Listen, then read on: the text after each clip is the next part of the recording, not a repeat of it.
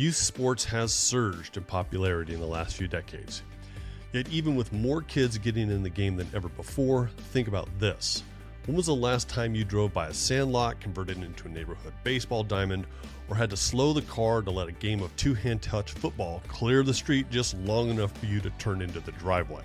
It's probably been a while. In place of playground pickup games, an entire industry of professionally organized and highly competitive youth sports has captivated the interest, dare I say obsession, of both today's young athletes and their parents. So today we're going to talk about youth sports and a few plays every parent needs to know if they want their kid to have a true shot at one day going pro. And to coach us up on what we parents can do to guide our young athletes in practicing what it really takes to enjoy the thrill of victory, I've invited Coach Javelin Guidry to the podcast. Welcome to the Raising Them Ready podcast for parents. Here we encourage and support parents who are doing the best they know how to raise their kids to become confident, capable, and kind in an ever-changing and often unpredictable world. I'm your host, Jonathan Catherman. I'm a family man, career sociologist, and best-selling author who believes our children's greatness tomorrow begins with some good guidance today. In addition to being your kid's biggest fan, what are you doing as a parent to help your young athlete truly win both in and out of the game? That's what Coach Javelin asks parents of the athletes he trains through his WP3 Sports. And it's pretty obvious that Coach Jav knows a thing or two about peak performance, as his players are winning at every level, from high school JV tryouts all the way up to the thrill of NFL game day performances. So parents, grab your clipboards and join Coach Jav and I as we talk about the importance of raising confident, capable, and kind kids who practice what it takes to one day truly go pro. Let's talk about sports and teenagers. Coach Jav, that's your jam, isn't it? That is. That's my passion. That's my mission. That's a space I know. I have a lot of experience and a lot of stories to tell. All the best coaches have a few stories to tell. Now, you spent quite a bit of time training to be a coach because you're under some pretty amazing coaches. Yeah. So, my story in terms of being under coaches, it originates from growing up in Southern California, and we grew up in the area where we played out in the streets. And so there wasn't any formal coaches. There were the older kids that took initiative and said, okay, here, let me draw on the dirt what you're going to do. Okay, let me tell you that, hey, you can beat this guy. And so those were the first coaches when you're either first picked, second picked, or third picked. Lining up on the curb, waiting to get picked. Somebody's yelling car, a whole team moves to the sidewalk. Yes. That's where it started, in the uncontrolled environment of playing in the streets. And then it went from there to middle school sports, and we played recess sports, over the line and crossfire. All of that just fueled the competitive nature and created a competitive environment that was foundational for me to play in organized sports. I played football. My dad was my coach for a number of years, and he didn't know much about sports, but I learned from him about values, how you treat people, how he treated the other parents, how he treated the kids fairly. It wasn't about X's and O's. It's about the things that you could control in terms of showing up on time and having the right attitude and giving effort and sportsmanship, things that he never learned under a coach in training coming from Southern Louisiana in the country, but he had values that could apply to sports. So that was my early training, and then going into club and travel ball. It wasn't AAU basketball back then. It was travel ball, slam and jam, and tackle football, club soccer, played all the different sports and played at a very high level. And so I learned a little bit from each of them because the games are different. Whether it be soccer and you're looking at angles and creativity and playing in space and anticipation, or, you're playing volleyball and moving laterally and communicating and trusting, players to pass the ball, to set it, and so forth. The game was a teacher for me. It was a coach for me. And it laid a strong foundation and core that allowed me to then play on to, be an all-state player in California in football, and all-league player in basketball, and then go on to get a full scholarship to play football at UCLA. And played there for 4 years, And, I wasn't the biggest guy, wasn't the fastest guy, wasn't the strongest guy. My strength was my mindset, my attitude, my football IQ, the mental side of the game. Because I remember as a freshman, I was 155 soaking wet, and I'm playing at the Coliseum, guarding the eventual number one overall draft pick, Keyshawn Johnson, as a true freshman. So the mental side of the game was big for me, and it continues to be, and I believe is one of the untapped components that this commercialized sports industry of youth sports overlooks. Would you think that where we are now in youth sports versus when you and I were growing up in youth sports, that the biggest difference is the mental game? I think for the athlete, the biggest difference is the mental game. I think overall it's the commercialization of sports. And when I say commercialization, I mean, youth sports in this country is a $19 billion industry, and it's growing. And there is a relentless, insatiable passion by our parents, I believe from a good intention, but they want to play this and train this and agility this, and everything is controlled. And I think there's an overemphasis towards that goal of a scholarship or that goal of showcasing for X, Y, and Z. And we're in an area of social media where the platform is so wide, and the validation can come at a local level, through your Facebook and IG, or a national level where they're doing recruiting across the country, rating the top sixth grader in tackle football. And there was an article, I just read, a 9-year-old got the first NIL deal, a six-figure NIL at 9 years old. At 9 years old.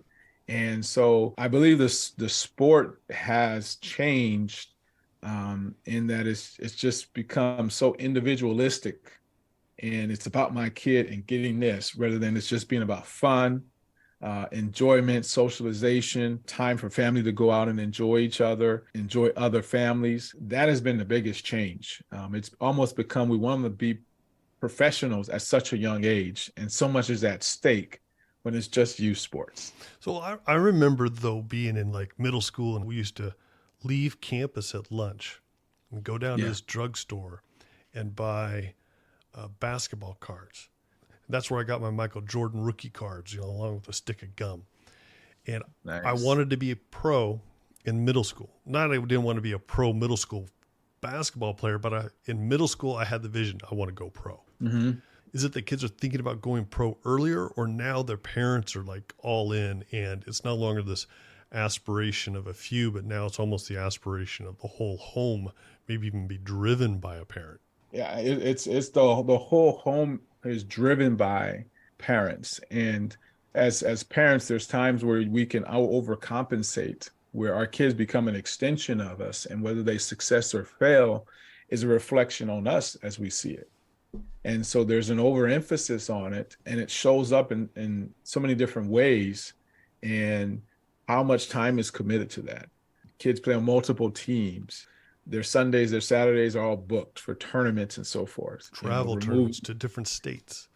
Yeah, different states. I remember I was at the barbershop, and he talked about one of the parents that was sharing about my book. And he said, yeah, I spent $12,000 on my daughter. That was a sophomore in high school. And for my son, who was in 7th grade, we drove to Arizona from California to play tackle football at 7th grade. And engaging with him and asking him questions, I just wanted to understand his concept of why he would invest that money at such a young age when it's not going to have any impact on what his ultimate goal was to play collegiate athletics. Why so much money? Why so much time? It's almost like FOMO.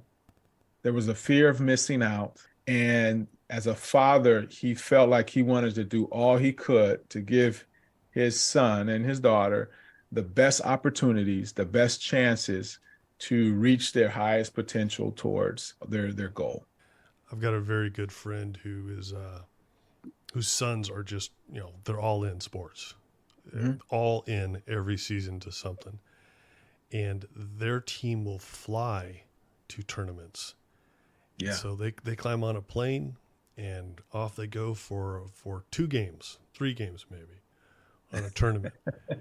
And I'm impressed because, wow, you're right. That's a great commitment as a parent because you don't want your kids to miss out. What I was shocked to see when I visited one of these tournaments was the scouts. They're there checking out this middle school, high school level basketball, thinking 3, 5, 8 years ahead when this young athlete might be able to walk onto a college campus. Is it really that big of a deal that young? Every sport is a little bit different. In softball, they just changed the rule a couple of years ago. There were softball players getting scholarship offers at 8th grade, 7th grade. College scholarship offers for softball in 7th and 8th grade. In 8th grade, yeah. I had some girls that went through my Crafting Arrows program, and they had been committed to University of Oklahoma since 8th grade. The rule has since changed for the health of our young girls to where they can't, accept any offers or even get offered by colleges until the 11th grade. And so every sport is a little bit different from that regards. And one of the challenges is there's not a consistent governance that is protecting the athlete. College athletics are professional sports. The coach at USC here down the street, Southern Cal, he makes more money than the Rams coach. And the Rams coach just won a Super Bowl. I understand the perspective of parents at the core of the good intention of why they do it. However, their awareness of what they're doing and the abandonment of developing mature individuals, whole individuals, that when they do, if they do reach that level of success, that they will be able to sustain it, and building them up in such a way, whether they go pro in sports or they go pro as an entrepreneur or they go pro as a real estate professional or a teacher, whatever they choose to do, you want all those years to invest in them so that they take those skills, those character traits, and, those interpersonal skills, and are able to apply it in any field they choose to go into. Every athlete's going pro. Some are going to go pro in sports and others are going to go pro in, as you said, real estate or as an educator or in medicine or as an accountant. They're all going pro in one way, shape, form, or another. Mm-hmm. The skills that they need to acquire between now and going pro, athletically or professionally, they're shared skills though, aren't they? It's not just about athletic performance. It's that mental game. That's your expertise. How do you raise their social, emotional, and mental game to a level where they go pro and they're the most valuable player on the whole team, in that whole department, in that building? Yeah, the mental game and how you develop that, you have to have clarity. I believe it starts with a parent that has a self-awareness and a growth mindset that even sees the value in working on the mental game and the social emotional side of their son or daughter. So I believe it starts with the parents. And then secondly, working on the mental skills training, mental performance training allows them to elevate their mindset. And then that carries over into their behaviors, their actions, their habits, their routines. It's like you have these, and I have this in my book, you have these different superpowers. Your kid are developing these superpowers that they can tap into, and they're not even aware of it. And what I mean by that is our kids are practicing discipline every day. They're practicing punctuality. They're practicing accountability. They're practicing creativity. They're making split decisions and processing information in a short amount of time. They're practicing all these different things hour after hour after hour after hour, but they only see it in the jersey that they're wearing. And as you talk about stewardship, they don't know how to then transfer that and apply it. Okay, when I step on campus, I can do those same things. I can visualize myself doing those math problems and getting a good grade on that class. I can utilize mental resilience and mental toughness when I'm struggling in something. I can press through. Why? Because I do it in my sport all the time. When I got beat, I recover. When we lost, I recovered. When we're competing, I'm not always winning. I'm learning from how I lose. And failure, you fail 7 times out of 10 and you're an all-star. So really it's going from that one-dimensional paradigm of my identity as a teen, saying I'm a great athlete, say I can take what I'm learning as an athlete and put it in the other dimensions of my life. These apply to me academically. This can apply to me socially. This can apply to me at home, in my Yes. part-time job, with my Yes. friends. So as a Yes. coach, if you were to pick a place to focus first, what translates best from athletics into the other aspects of life? Confidence. That is my number one. You give me a confident person, they can go into any room, they can go with any challenge because they have a level of confidence and air with them. How does a teenager develop that level of confidence that translates off the court, off the field, away from practice and into the rest of life? I believe it starts in the home and how their parents affirm them, how their parents build them up, how their parents respond when they fall down, what their parents focus on and what they see in them, and what their parents even model in their own lives because kids watch what our parents are doing. I'll give you an example. One of the kids I coached at Vista Marietta, I just noticed he had a confidence about him. He had an air about him. He stepped up for every drill, even if he didn't know, what exactly he was supposed to do. He wasn't afraid of any challenge because he was confident in himself. Underneath confidence is courage. And I ended up talking to his dad and his mom. I said, where does he get this swagger, this air about him? And she said, we were very intentional that we wanted our kids to be confident in who they are, so that when they're in these social settings, we don't have to worry about them folding to peer pressure because they're confident in who they are and what their values are. So they don't have to conform or bend to anyone else to feel accepted or feel validated. They did that intentionally at home and continue to do that, as he goes from level to level, because there will be some valleys as you go to different levels, but there's such a foundation and belief system around confidence that he was able to overcome that. So I believe at the home, it starts with parents, obviously repetition in whatever you do, whether it's shooting free throws or hitting a baseball or kicking and juggling the soccer ball. You gain confidence through repetition in what you're doing, and doing it the right way. And how you handle negative thoughts, what you say to yourself, is another way. Your body language is about confidence. How you carry yourself, it exudes confidence. And so it's something that I believe is so essential to our teens, because they're going through this hormonal transition brain development process, from 11, 10-year-olds to feeling things in your body, seeing things differently. And that's the one question, because they're going through a stage of trying to get more independence. I think it's interesting what you said there about confidence and swagger versus confidence and arrogance. Because I see kids that are very confident that are also arrogant. But then I see kids that are very confident, but their swagger doesn't come off in the air of arrogance. Right. You and I were talking recently about the difference between self-esteem and self-efficacy. Yes. And I think some parents are big about raising up their kids to have high levels of self-esteem, belief in themselves, but it's not backed up by anything. And so there's this arrogance flow with it too. Yes. But then if there's the kids that have high levels of self-efficacy, they believe in themselves, but they have the proof to back it up. They have performed. With a level of humility included, there's all that confidence, but none of that ugliness of arrogance. Yes, absolutely. Absolutely. Let's talk about the car ride home. Oh, Yeah. Car ride home after competition. yeah. And the car ride home is a big thing for a young athlete. Yes. Tell me about it. Yeah. So the car ride home has become common across youth sports. And it's a time that parents, usually a dad, is basically putting on the coach hat and critiquing their son or daughter about what they didn't do, what opportunity they missed, what they should have done better. What did we train for all this time? If you're not going to do this, you're wasting our time and our money. Your parents did this and sacrificed for you to do this. We expect this from you.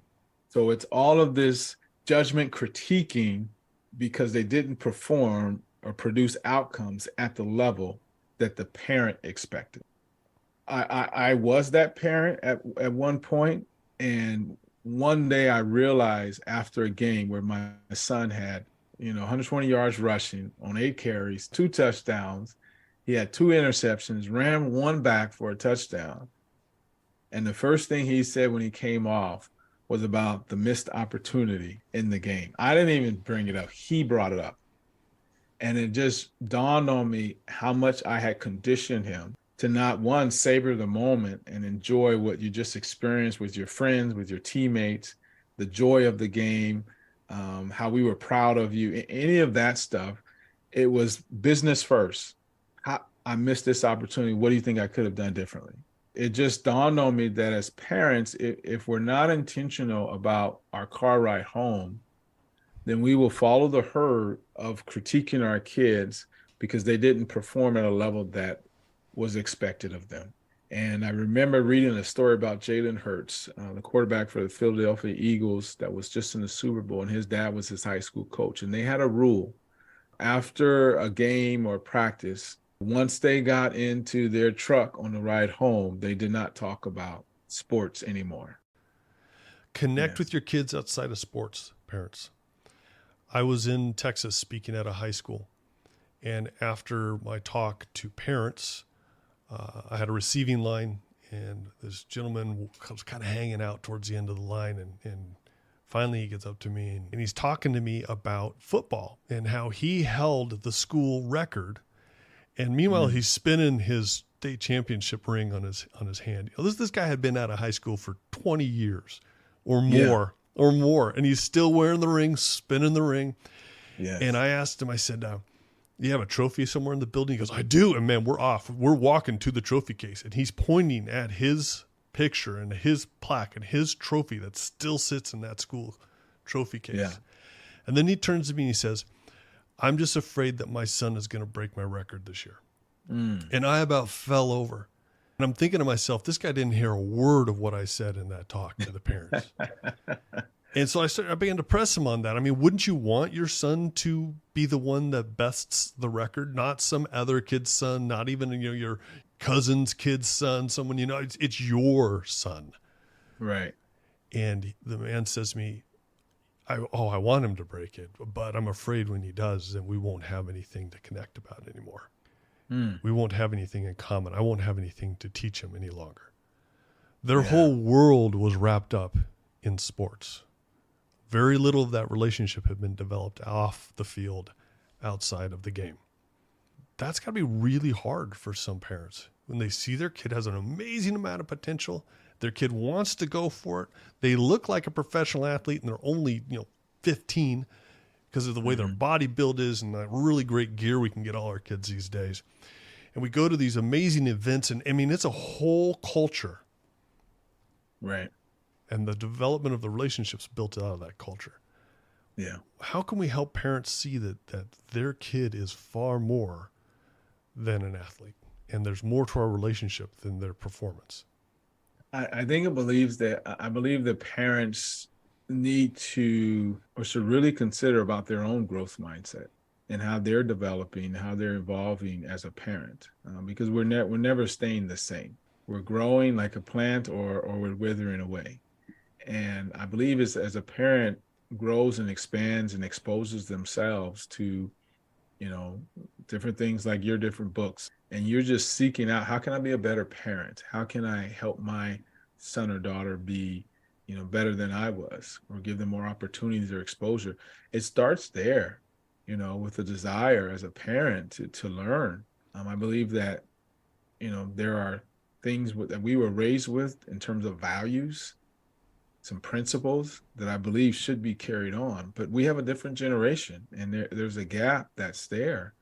To help parents, it starts with them having that growth, that expansion mindset to expose them to different things so that they can then see, I want to take my son or daughter to the beach, and we're going to do that, or we're going to skip this tournament and we're going to go here and we're going to do something as a family.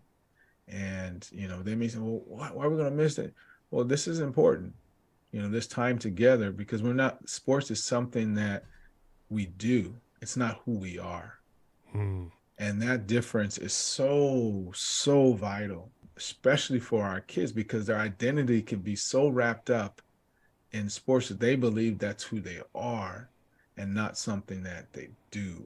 For parents, again, you have to be intentional about it, because when you're in that culture, like you said, it's going to be a FOMO that's going to go on, and you're going to get caught up with this tournament and this trainer, this coach said you need to be here, you need to go to this camp. You don't get that time back.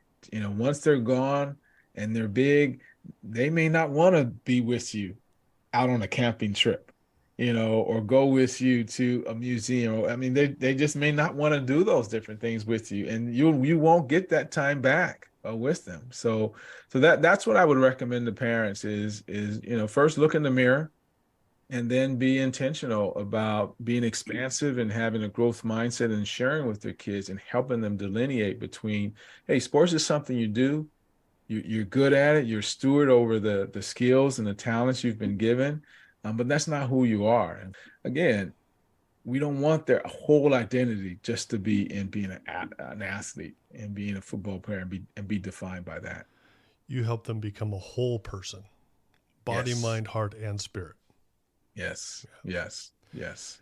But your family also has squeezed through the eye of the needle. In that, you have a son who is a professional player. That means he went from being one of 1.1 million high school football players in America to a young man of 6.5% who go on to play in college. And of that 6.5%, 1.2% of them even get drafted. And then less than 1,000 or so play.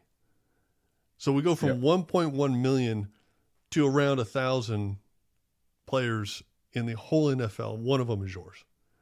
You squeeze through the eye of the needle. Yes. And you can't do that without focus, but yet I heard you very clearly say that's not the only thing you focused on. Yeah, it's not the only thing we focus on, and it's those other things that has allowed him to be able to play in the NFL and thrive. He wasn't drafted, and he went in free agency, and free agency is like, let's bring in as many guys as we can and roll the dice, and we'll get one or two or three that'll stick. And he has been that guy, that the mental resilience, the discipline, the self-efficacy, the amount of focus. One of the things I tell him is your ability to focus is a strength. That's a skill that you are elite at. And so I highlight these traits in him that has allowed him to do that at that level, because there was guys who got drafted above him at that time that a year later were out of the league. Guys that are in college that were 4-star, 5-star guys that didn't have those other character traits, those other interpersonal skills, that faith, that foundation, that when it got really tough in that pressurized environment, they weren't able to squeeze, as you said, through the eye of the needle and stay. And I believe what you do in high school and youth prepares them. And let me tell you why. Because when we moved to Texas, the kids were in 6th, 7th, and 8th grade.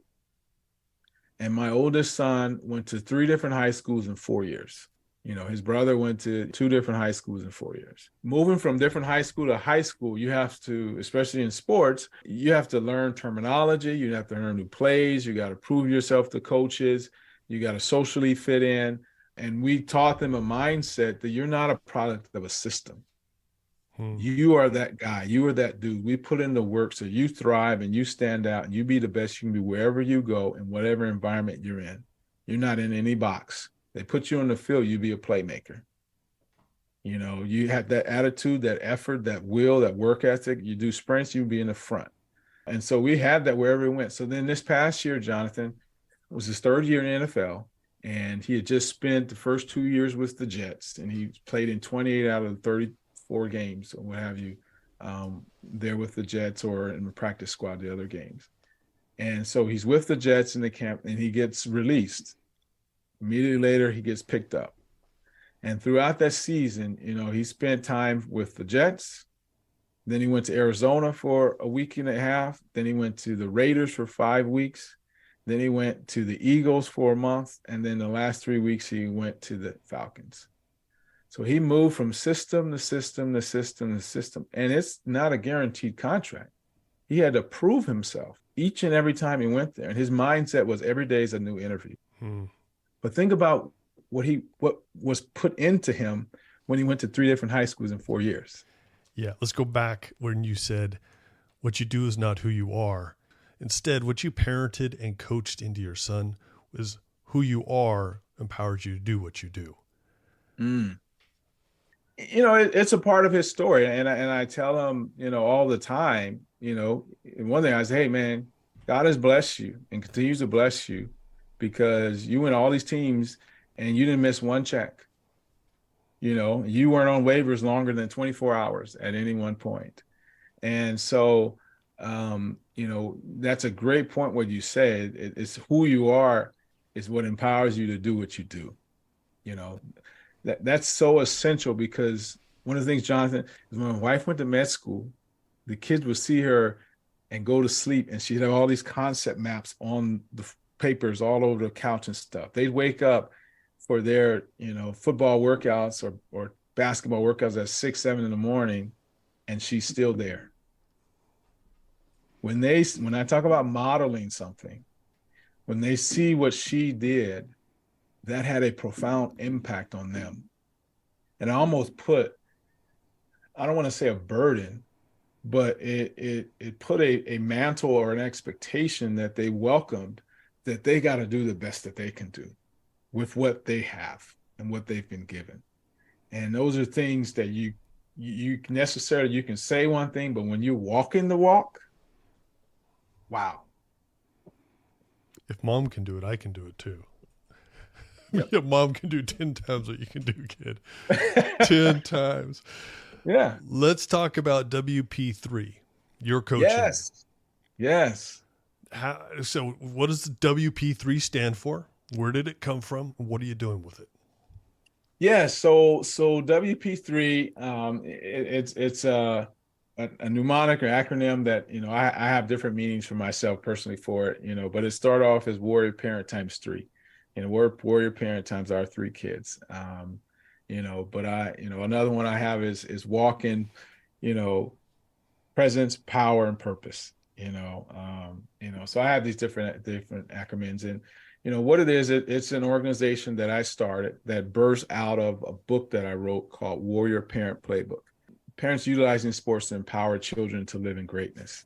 And I wrote the book with having a different perspective in raising kids, a championship life, the power of dreaming, raising superheroes, all these different themes. But then the second half of the book was really focused on how you develop character, confidence, growth mindset, leadership, grit, adaptability, faith. And so I didn't want to leave it just in a book. I maybe should have wrote a workbook, but I decided to create a program. I went from passive learning to active and applied learning, to use your terminology. To create that, I created a program for teams, targeting really middle school and up, that goes through these different life skills 1 week at a time, and it's a part of their sports experience. I call it a new sports experience.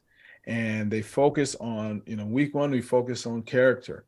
And, they learn it through watching the video and a reflection. And then the next day they do a confidence building exercise. And then the next day they're sharing how they display character in their sport. And then at the end of the week, a group of kids are sharing what character looks like as a athlete, as a person, and as a student. And then that goes week to week, from character to leadership to confidence to growth mindset to work ethic and so forth.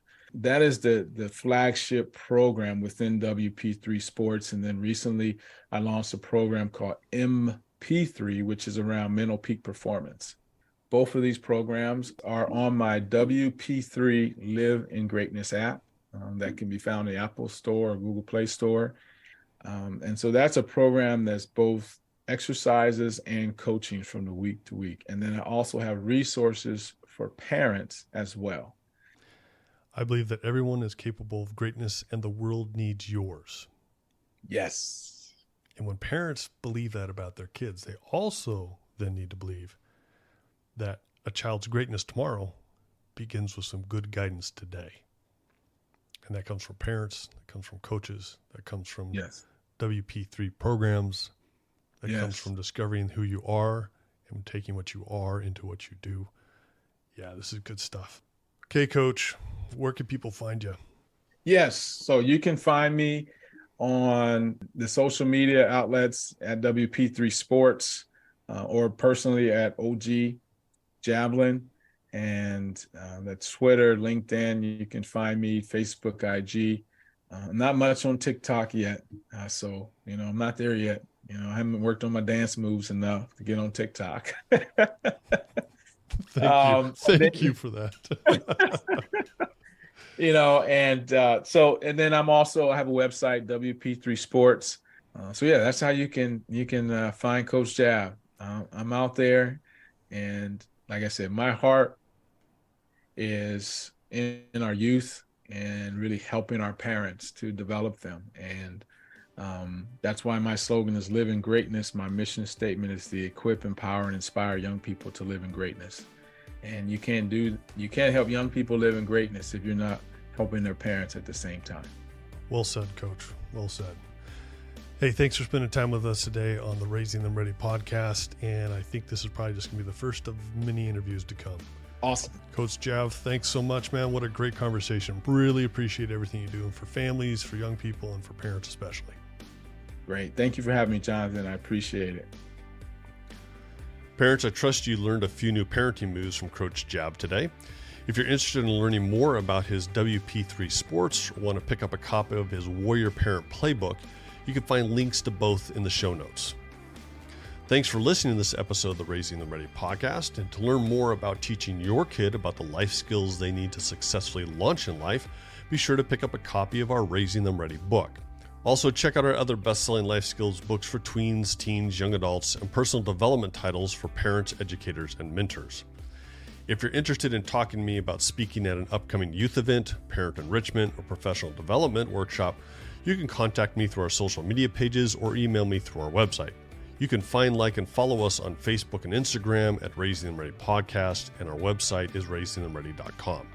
Also, please leave us up to a 5-star review wherever you listen to this podcast. If you have questions about this episode, comments, or suggestions about parenting topics you would like us to bring to the Raising Ready podcast, I really do want to hear from you. Simply contact me through our social media pages or website. Again, we're easy to find on Facebook and Instagram at Raising Them Ready Podcast and online at raisingthemready.com. Thanks again for joining me and Coach Javelin Guidry in today's discussion about the importance of raising confident, capable, and kind kids who practice what it takes to one day truly go pro in life. Now, parents, go and enjoy the day, knowing your child's greatness tomorrow begins with your guidance today.